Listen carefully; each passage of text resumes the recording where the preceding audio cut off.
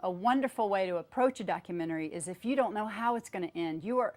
It's the journey, and that's what was so wonderful for me about making Briars in the Cotton Patch. It was my personal journey, and I almost didn't want it to end. And a lot of filmmakers go on and on and on for many, many years. I just heard a story about a guy who'd been working on a documentary for 10 years, and he doesn't want to end it because making it and being part of that story is what is, to me, so much fun and so rewarding about making a documentary. It's the journey. It's interviewing people. It's discovering new things.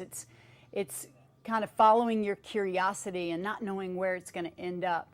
And that's the really cool thing about making a documentary. And so writing a script, you wouldn't write your script at the beginning unless it's a propaganda film, or if you're making a documentary or a video for a company or an organization, then yes, you do want to kind of write your script in advance and find people who can kind of fill those holes. That's a whole other thing.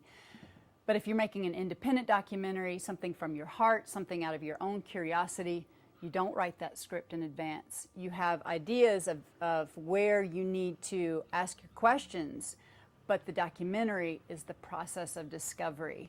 And that's the wonderful thing about a documentary. And so once you feel like you've followed your curiosity, you've gotten your questions answered, then you go, okay, here are all my pieces. Here's the puzzle. How do I put this story together in a compelling way?